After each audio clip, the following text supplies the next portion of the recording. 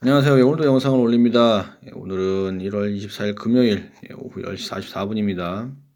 부자세는 어제랑 비슷하고요. 달라진 건 별로 없습니다. 출금 30만 원 아까 완료를 했고요. 오늘은 거래 내역이 좀 미뤄진 게 있습니다. 아침 9시 경마가 좀 미뤄졌나 봐요. 어저께 출금한 이후로 스팀 달러가 제가 좀 걸어놓은 게 좀 팔렸나 봅니다. 제가 이 걸어놓은 게 걸은 날짜를 보니까 이게 작년 6월이에요. 7개월 전 겁니다. 근데 웃기는 게 6월 9일 날 걸어놓은 게 팔리고 6월 10일 날 걸어놓은 게 팔리고 다시 6월 9일 날 올린 게 팔리고 왜 이렇게 왔다 갔다 하지? 희한하네. 또 다시 또 이제 또 코인을 다시 매수를 해서 또 위에 걸어놨습니다. 뭐 큰 집에는 안 가도 저희 뭐 친가에는 가야 되니까 친가가 또 가까워서 잠깐 또 아침에 또 사서 걸어두고 후딱 갔다 왔네요. 그리고 뭐 비트코인은 별로 달라진 게 없는 것 같습니다. 뭐 상관없는데 지금 아침에 경마가 좀 이루어진 것 같긴 하지만 다시 또 주저앉은 것 같고요. 뭐 특별한 게 없네요. 떨어진 것도 그렇고 뭐 그렇습니다. 이상인 것 같네요. 지금 비트맥스는 8,400입니다. 사람들이 전부 다 지금 지방이나 아니면 시골에 가 있을 텐데 손을 좀 놓은 거를 알고 있는 것인지 장난을 치려고 하는 것인지 오늘 밤에 또 한번 또 시원하게 또 한번 장난을 치려나요? 뭐 비트맥스는 항상 그러니까 그렇습니다. 이 정도인 것 같고요. 반려견 없습니다. 뭐 매번 비슷한 얘기들인데 테더 금연동 뭐 암호화폐 테더 골드 발행 이런 거죠. 테더 실버, 테더 브론즈, 뭐 테더 가스, 테더 오일, 뭐 테더 쇠고기, 테더 옥수수 다 나오겠죠. 현물 연동되는 건 전부 다 아마 나오지 않을까 생각이 됩니다. 결국 이제 또 테무투 슈노 시그니처, 슈노 시그니처 관련돼 가지고 이제 사람들이 기대를 많이 하고 있죠. 이제 요게 드디어 이제 코드가 나온 것 같습니다. 발표했다고 하네요. 요게 좀 사람들 얘기가 많습니다. 이래가지고 이제 익명성 관련된 거니까 요게 이제 이번 연도에는 요 업데이트가 되지 않을까 사람들이 많이 생각을 해요. 근데 이게 호재냐 악재냐 좀 접근 방식에 따라 또 얘기가 많이 있을 수 있습니다. 일단 뭐 라이트코인은 뭐 익명성에 대한 접근을 민불민불하고 확장 블록 이쪽으로 가는데 비트코인은 방향이 다르니까 그다 치고 현재 지금 비트코인은 이제 전자서명 알고리즘을 쓰고 있는데 요걸 이제 슈노 시그처럼 바꿔야 되는 거죠. 근데 이제 요걸로 만약 가게 되면 실사용자가 많다 그러면 이제 충분히 익명화가 가능한 겁니다. 예를 들어서 사용자가 2명이에요. A, B밖에 없어. 그럼 뭐 익명이고 뭐가 없지 뭐. A가 받았으면 B가 보냈겠죠. 근데 사용자가 많아지게 되면 충분히 익명이 가능한 거고요. 사용자가 많은 건 비트코인 독보적이니까 좋다 이겁니다. 그러면 좋은 업데이트가 아니냐 이럴 수가 있는데 이게 또 예상치 못한 문제가 나올 수가 있는 게 예전에 그 국내 거래소에서 뭐 대쉬, 모네로, 지켓이 이런 것도 익명 코인 있지 않습니까? 이거 전부 다 날려버렸단 말이에요. 다 퇴출시키고 알트코인은 그냥 잘라버리면 되는데 이게 비트코인이란 말이죠. 애매합니다. 대장은 잘라버릴 수도 없고 당장 이 7월에 세법 만들어가지고 이제 내년에 세금 받아야 되는 정부 입장에서는 이게 또 좀 달가하지 않을 수가 있습니다. 거래량으로 세금 때린다 해도 누가 보는 건지 알 수 없으면 조금 껄떡지근하죠. 논란이 될 가능성도 충분히 있다고 생각을 합니다.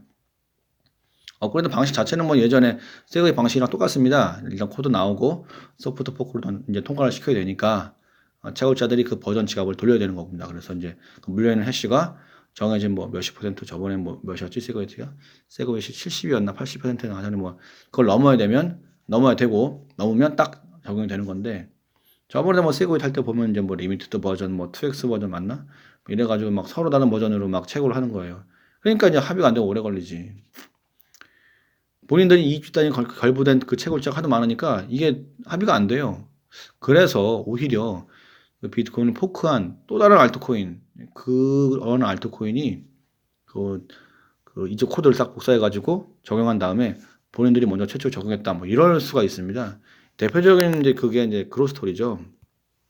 뭐 제가 이 얘기를 뭐 해도 별 상관은 없을 텐데 딱히 뭐 의미도 없지만 여기 보시면은 이제 그로스 코인은 세그웨이를 탈성한 최초의 코인으로 불린다.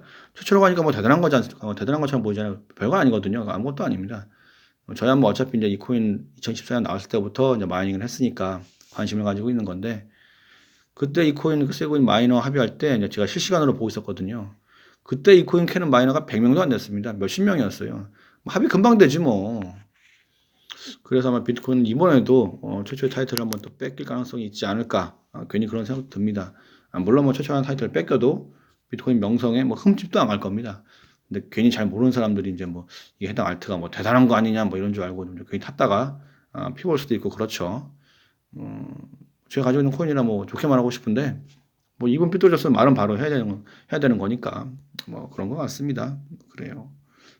저도 뭐 다 들은 거니까 사람들 대부분 다 알고 있는 거고요. 나라별 얘기입니다. 캐나다 얘기입니다. 암호화폐 채굴에 300메가와트 전력 공급 동의했다고 합니다. 참 이걸 보면은 대한민국에만 한전인 건데 이게 대한민국에서는 불가능한 얘기겠죠. 만약에 한전이 암호화폐 채굴을 위해서 전력을 공급한다게 되면 사람들이 가만히 있을 것이냐. 아이고 난리 나겠죠. 근데 캐나다는 확실히 또 이런 확실히 분위기가 다른 것 같습니다. 어떻게 접근하느냐에 따라서. 그리고 이제 싱가포르 얘기. 지난해 40% 이상 토큰이 싱가포르에서 이제 발행됐다라는 건데 싱가포르는 뭐 이제 불법과 합법이 막 이렇게 공유하는 그런 곳이니까 뭐 내용도 있으니까 읽어보시면 되고요.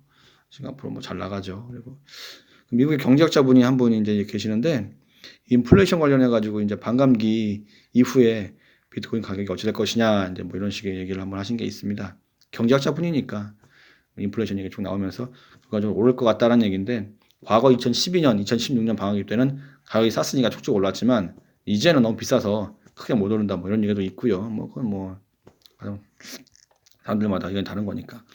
마지막 얘기입니다. 하와이 얘기입니다. 네, 은행 암호화폐 수탁 서비스 합법화 법안을 제출했다는 겁니다. 그래가지고 이제 은행도 암호화폐 받아가지고 수탁한 다음에 수수료 받고 뭐 장사해 먹겠다는 것이죠. 법안이 제출된 상태고 이게 심의가 되겠죠.